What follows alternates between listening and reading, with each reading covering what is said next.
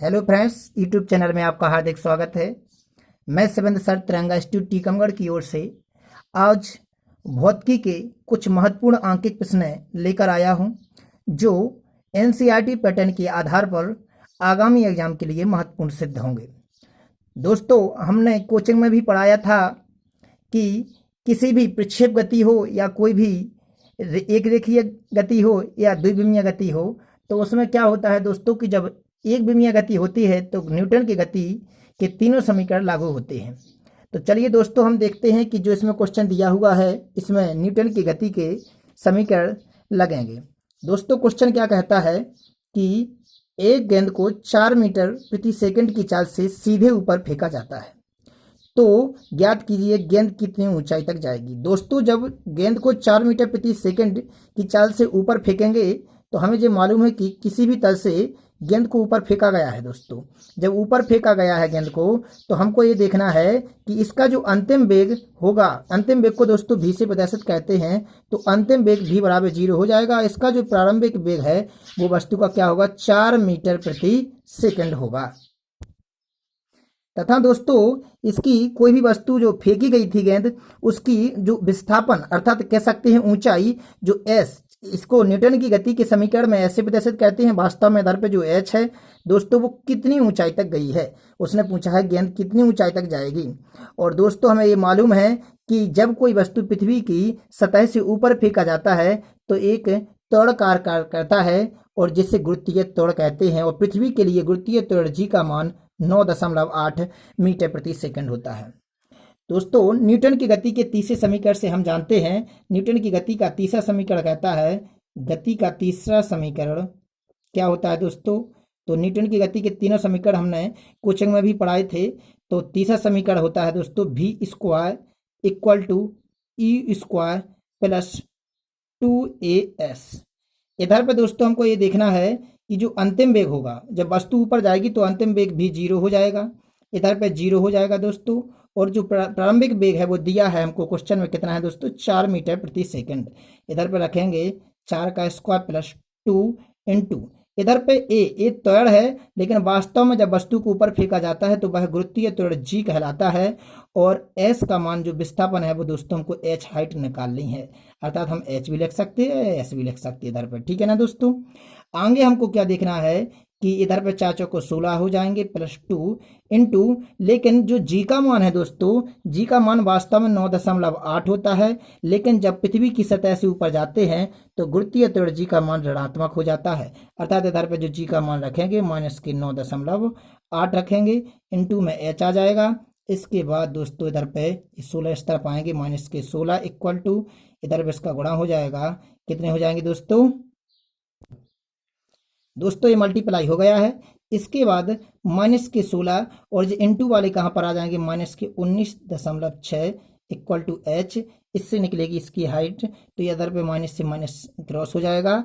इसके बाद दशमलव हटाते हैं, एक जीरो बढ़ाते हैं, फिर दोस्तों इसको काटते हैं, जैसे हम काटते इसको 2 से, 2 अट्ठे 16, 2 नम 18, 2 अट्ठे 16, इधर पे 2 अट्ठे 16, जीरो का जीरो। इसके बाद इसे और काटते हैं, जैसे 2 से काटता है, 2 चौको 8, 2 नम 18, 2 चौको 8, जीरो का जीरो, अर्थात हम कह सकते हैं इधर पे कि 40/49 इक्वल टू एच। इसका इसमें डिवाइड कर देंगे, जिससे जो एच का मान निकलेगा, तो इसका इसमें डिवाइड करने पर दोस्तों कितना आता है, दोस्तों डिवाइड करने पर कितने आते हैं, तो एच इक्वल टू कितना हो जाएंगे, 0.81, अर्थात जो वस्तु जाएगी दोस्तों वो 0.81 मीटर ऊंचाई तक जा पाएगी। तो मतलब यह कह सकते जो गेंद है वो पृथ्वी की सतह से 0.81 मीटर ऊंचाई तक फेंकी जा सकती है। दोस्तों, इसी का सेकंड क्वेश्चन क्या कहता है, देखिए दोस्तों, सेकंड क्वेश्चन कहता है कि गेंद को वापस पृथ्वी तक आने में कितना समय लगेगा। जब भी किसी समय की बात होती है और पृथ्वी नीचे की वस्तु किसी पृथ्वी की ओर आती है, तो दोस्तों इधर पर न्यूटन की गति का सेकंड रूल लगाते हैं। जो सेकंड समीकरण है न्यूटन की गति का, वो हम जानते हैं कि गति का दूसरा समीकरण, जो गति का दूसरा समीकरण है वो क्या है दोस्तों, तो s equal to U T plus 1/2 AT square. इधर पर एस विस्थापन है। चूंकि वस्तु दोस्तों ऊपर गई और ऊपर से लौटकर वापस पृथ्वी पर आई, अर्थात इसका जो विस्थापन रहा एस रहा इक्वल टू 0 रहा, मतलब शून्य, क्योंकि जब वस्तु वहीं की वहीं लौटकर आ जाएगी तो इसका विस्थापन शून्य रहेगा। और दोस्तों जो इसका प्रारंभिक वेग है वो 4 है और टाइम हमको निकालना है 1/2 ज्यों के त्यों ए, क्योंकि यहाँ पर गुरुत्वीय त्वरण जी की बात हुई है तो माइनस के 9.8 रखेंगे।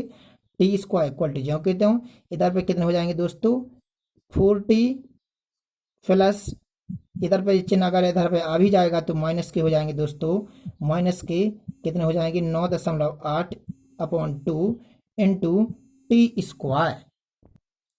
अब दोस्तों इधर पे हम काट सकते हैं, इधर पे कट जाएंगे जी कितने 2 चौको 8 2 नम 18, इसको इस साइड लाते हैं यदि तो ये हो जाएंगे 4.9 या 4.9 T square equal to 4t।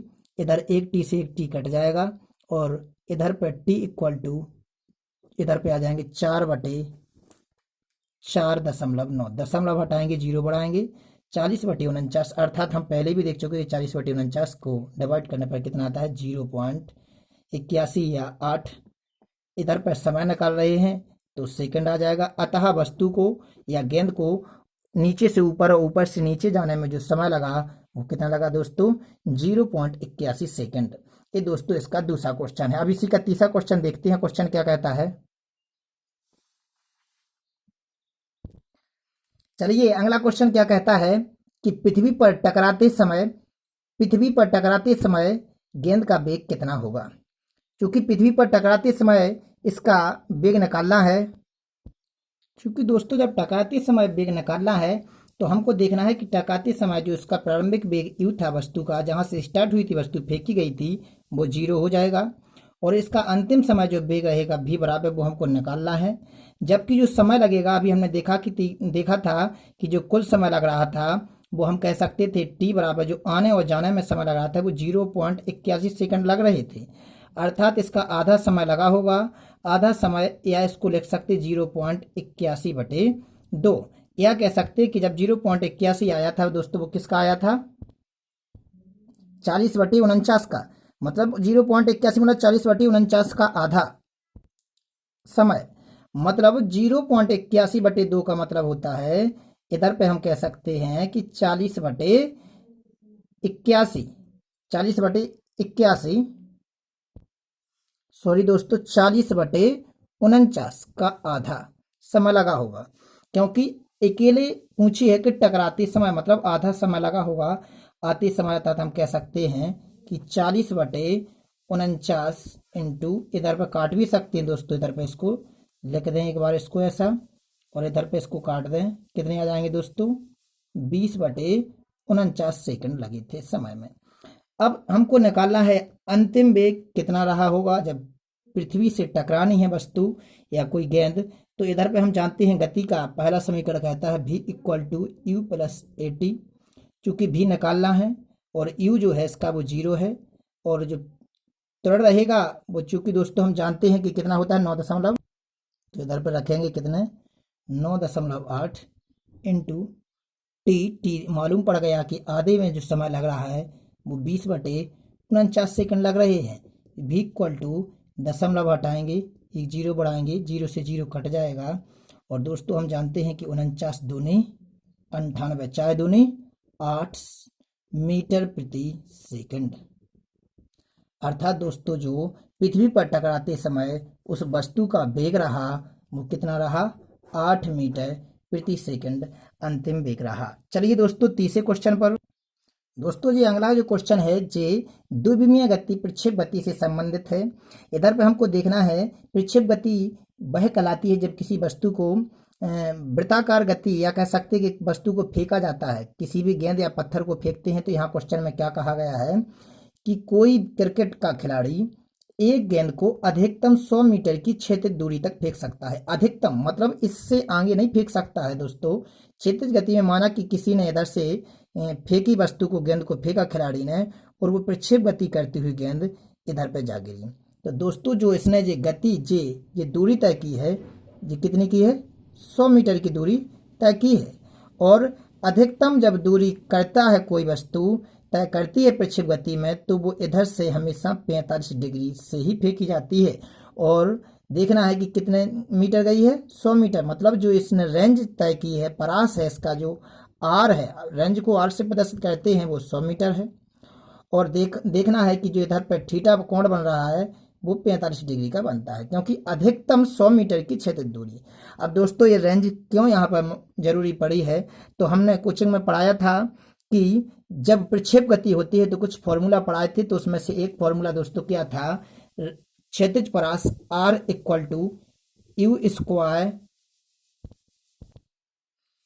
Sign 2 theta upon 2g। दोस्तों ये फॉर्मूला जो पढ़ाया था, इधर पे के लिए जी है, तो जे वाला फॉर्मूला में क्या देखना है दोस्तों अपन को, कि ध्यान से देखना है कि जो जो मान दिए हैं वो इसमें मान रखते हैं। क्वेश्चन में देखना है कि R इक्वल टू दिया है, कितना दिया है दोस्तों, 100 मीटर। तो इधर पे हम रख देंगे कितने, इसकी जगह पे 100। तो देखना है दोस्तों इधर पे क्या करते हैं, 100 इक्वल टू यू स्क्वायर। चूंकि जब वस्तु को फेंका गया है तो इधर पे ध्यान रखना है कि प्रारंभिक वेग हमको मालूम नहीं है क्या था, तो यू स्क्वायर जो कितने लिखते हैं, साइन 2 थीटा का मान कितना दिया है, 45 डिग्री अपॉन जी ज्यों कहते हैं लिख दें। अब दोस्तों क्या करते हैं, देखना 100 equal to U square upon G, 45 दूनी कितने हो जाएंगे, 90। साइन 90 का मान दोस्तों कितना होता है, तो साइन 90 का मान हमको आता है कि 1 होता है। इधर पे बचेंगे खाली यू स्क्वायर इंटू जी, अर्थात जो यू स्क्वायर अपॉन जी का मान हो जाएगा वो कितने के बराबर हो जाएगा, 100 के बराबर हो जाएगा। अब दोस्तों इसी मान की जरूरत आगे कहाँ पड़ेगी, तो क्वेश्चन क्या कहता है, क्वेश्चन कहता है कि उसी गेंद को वह खिलाड़ी पृथ्वी से कितनी ऊंचाई तक फेंक सकता है। उसी गेंद को वह खिलाड़ी पृथ्वी से कितनी ऊंचाई तक फेंक सकता है, मतलब जे वाली ऊंचाई जो है वो एच कितनी है। तो हमने ये भी कोचिंग में पढ़ाया था कि जो एच इक्वल टू, या इसकी कह सकते हैं कि जो ऊंचाई होती है वो कितनी होती है, तो अधिकतम ऊंचाई एच इक्वल टू क्या पढ़ाया था दोस्तों, you square sine square theta upon 2g। एक फॉर्मूला पढ़ाया था दोस्तों। अब इसमें क्या करना है कि इसमें मान रखना है, क्या ऐसे रखते हैं, तो h equal to U square मालूम नहीं है, 2g जो कहते हैं लिख दें, साइन स्क्वायर। चूंकि दोस्तों जब कोई भी वस्तु अधिकतम ऊंचाई तक फेंकी जाए तो वो अधिकतम ऊंचाई तक तभी फेंकी जा सकती है जब थीटा इक्वल टू 90 डिग्री हो, तथा अधिकतम दूरी क्षैतिज दूरी तभी वस्तु जहाँ तय करेगी जब थीटा का मान 45 डिग्री हो। ये दोनों बातें कोचिंग में अच्छी तरह बताई थी। चलिए देखते हैं आगे। तो थीटा इक्वल टू कितने रख देंगे दोस्तों इधर पर, 90 डिग्री। इसलिए h equal to U square upon 2g, और साइन 90 का मान कितना होता है दोस्तों, 1, इसलिए इधर पे 1 का स्क्वायर मतलब 1 ही आ जाएगा। अब चूंकि h equal to U square upon G इतने का मान दिया है दोस्तों, यू स्क्वायर अपॉन जी का, देखिए यू स्क्वायर अपॉन जी का मान कितना है दोस्तों, 100। तो इधर पे कितना हो जाएगा, 100 बटे में कितने आ जाएंगे दोस्तों, 2। अर्थात हम कह सकते हैं कि जो काटने पर कितने आएंगे दोस्तों इधर पे, 50 मीटर। अर्थात कोई भी वस्तु जो खिलाड़ी ने गेंद फेंकी थी वो अधिकतम वो 50 मीटर की ऊंचाई तक जा सकती है। तो फ्रेंड्स ऐसे ही भौतिकी के महत्वपूर्ण अंक के प्रश्न हैं जो आगामी एग्जाम के लिए महत्वपूर्ण होंगे और हमेशा आते रहते हैं। इसीलिए आपको तिरंगा इंस्टीट्यूट चैनल पर भौतिकी से संबंधित अन्य वीडियो उपलब्ध होंगे, इसलिए इस वीडियो को लाइक और सब्सक्राइब करें तथा अपने दोस्तों में शेयर करें। धन्यवाद।